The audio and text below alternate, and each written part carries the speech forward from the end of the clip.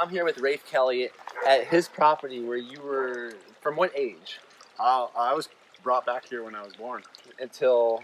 Until 21 years old, I lived here. All right, so this guy, as we walked through this property, if you want to kind of walk us through it, he's lived here from age birth to 21. And this is one of the oddest properties I've ever been to. And I would say he's one of the most inspirational people I've known.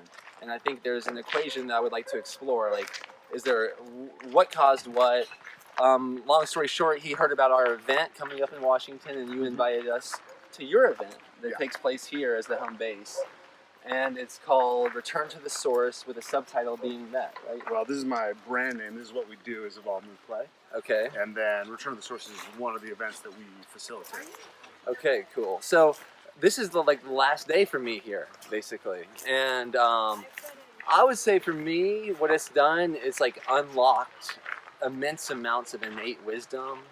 It's helped me along my journey of not only undomesticating myself, but rewilding myself. It's helping me remember what didn't have to necessarily be taught to me. And one definitely thing I think is amazing is that I love surfing. If y'all know me, I love talking about surfing. I love the metaphor of surfing. I love that everything is energy, and energy shows up in waves, and I think we're surfing a wave right now. But when I surf in the ocean, it's that much more obvious. The way this is done for me is the forest now is the ocean, in the sense that Rafe has taught us how to explore it in a whole new way. Instead of just seeing trees and meditating, I'm seeing obstacle courses. I'm seeing opportunities for growth. I'm seeing ways to push my edge. Yeah. So that's a personal testimony for me. It's now, instead of I used to go to the beach with people without surfing. Yeah. Now I go to the beach to surf, and I'll sometimes hang out. Mm-hmm. Now I feel like I'm going to go to the forest with people to go all in and explore my boundaries, explore the boundaries of where I'm at, and that's going to be my new theme for exploring these areas. So that's something that happened for me at this point, and then that's awesome. I would love to know, based on what I'm saying, what am I talking about from your perspective? Yeah, is there a pattern you've seen? Have other people because this is your 7th event, correct? 6th Return to the Source, yeah. So 6th annual Return to the Source, and these are 8 nights or 7 nights, basically. 7 nights, 8 days of training, and Evolve, Move, Play. Basically, the idea is human beings evolve for movement. We need movement to really become the most integrated, powerful, complete selves, body, mind, and spirit, and we evolved to learn movement through play. And this is something that's so missed. We don't know how play can affect us, and the ways that we play that are universal across culture. That's our guide to the most physically relevant movements to nourish a human being. And so we've taken elements from parkour and martial arts and gymnastics and capoeira and combined them into a method to really help people rewild themselves. And you said, take them back to the type of movement that we evolved for. And in this event also the types of communities and connection to nature, connection to tribe, connection really to understanding your own self in a much more profound way. Look at this place. I mean, this is natural water coming from the mountain that not only are we drinking, but we're swimming in.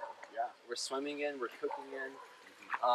This is a sauna, correct? Yeah, here's our wood-fired sauna. We've been singing songs in here every night. And, it's amazing as a movement retreat to have access to this, because as a recovery modality, having that good hot sweat and then jumping into the cold plunges is amazing as a recovery. And to do this in a place that I grew up in, all the rituals that came with that, and the smells of the cedar fire and the woods that we're in right now, it's just it's such a cool thing to be able to share with people. And then how much do you think that growing up here influenced your passion? And how can someone get that passion activated if they even, say they grew up in a high-rise in Manhattan? Yeah, I definitely think that having had an opportunity to be so immersed in nature and to climb trees and move around in the woods a lot as a kid, it was part of the path that I've been able to follow. And being my dad's son and the creativity and craziness he had, and I'm inheriting a little bit of that, I think also is kind of part of what led me down this path.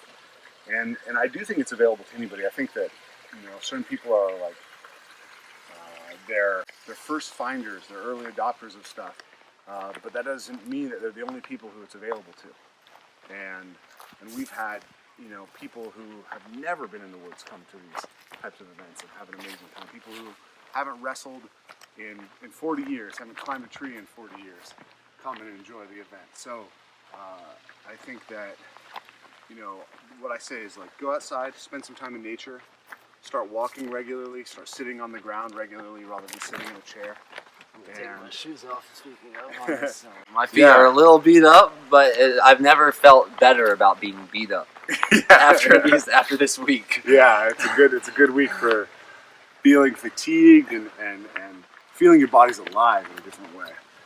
So he's about to come to our event now. We had this fun idea to exchange tickets to each event, and you're about to come to Tribe Design. Mm-hmm.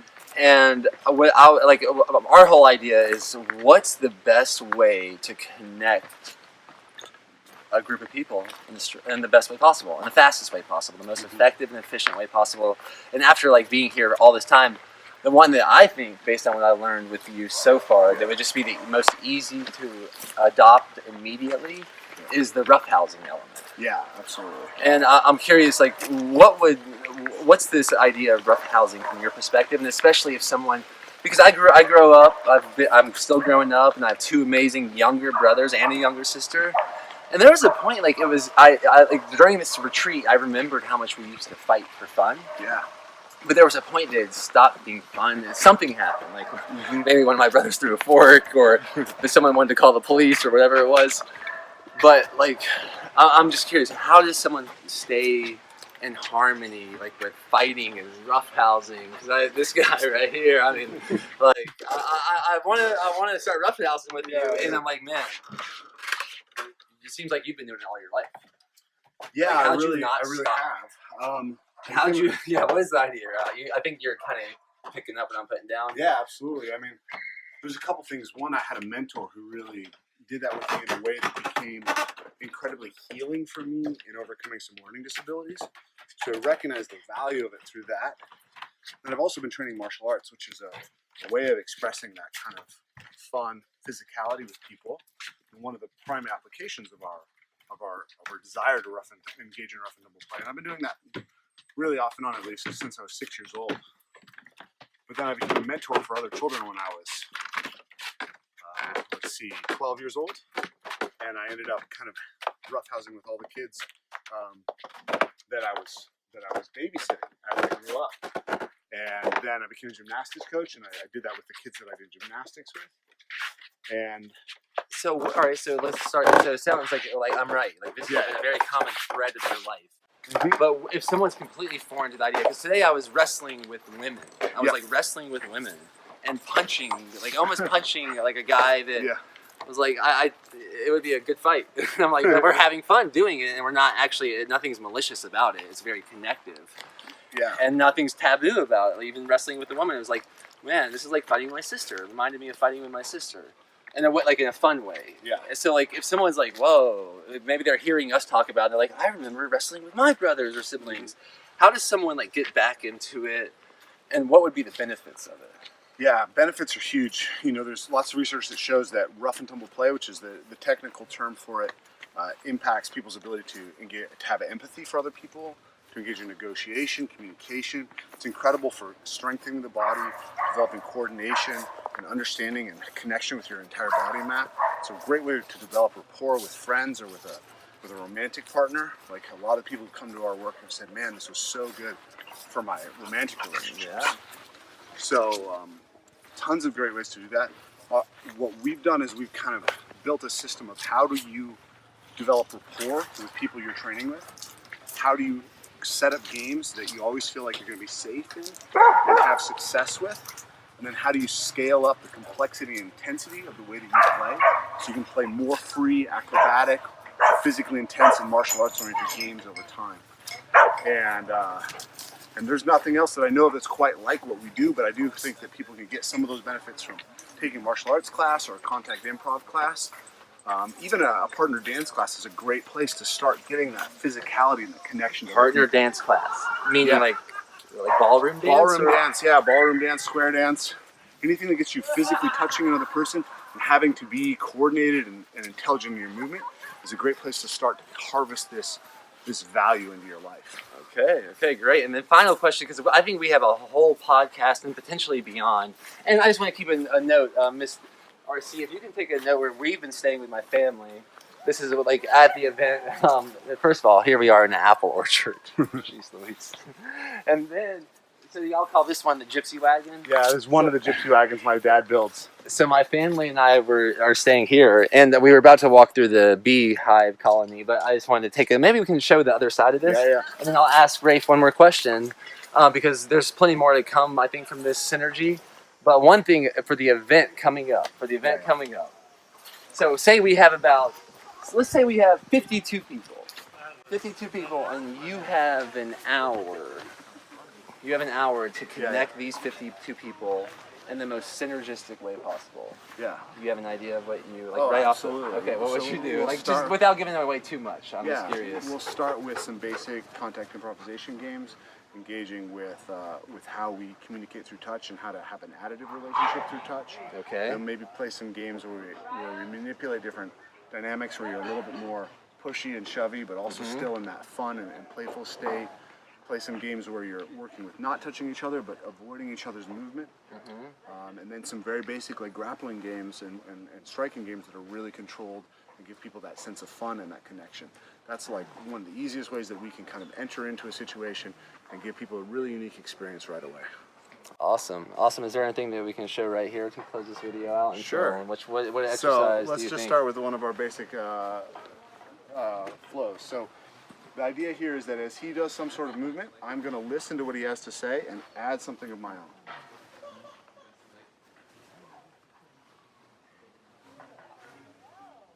So we're trying not to be overly assertive, but also not overly passive. Right? Trying to find something unique and interesting and fun to do here.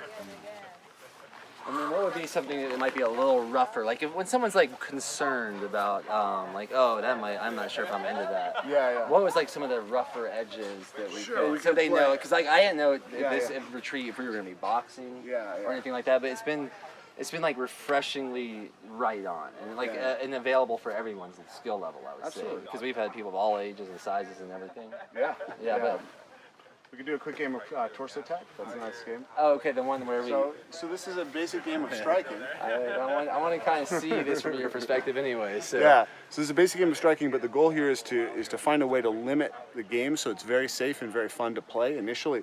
So we're not going to punch with a closed fist. We're going to open our fist up and create a soft fist that's just going to contact lightly.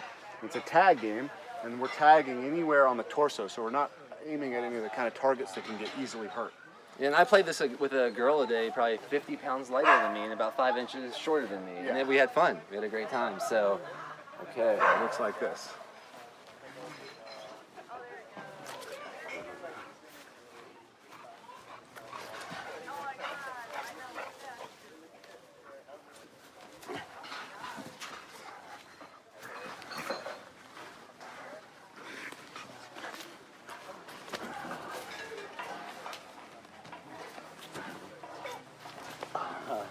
Nice. It's a good sample, because what this is for me is like communication. Absolutely. And I'm a big believer in listening to what's not being said. Yeah.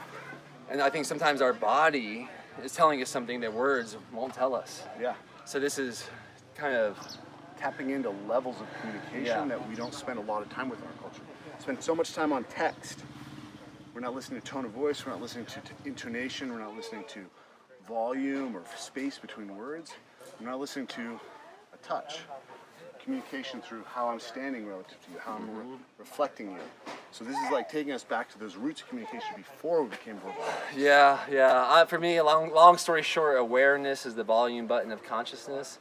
So thank you for amplifying not only your awareness so much, but also so much so that it's inspiring others to remember what it's like to be a little child. Here we are all. And I think that's what I feel more childish. I feel more like I'm seeing things for the first time. Yeah, rewild your inner child, set the truth free.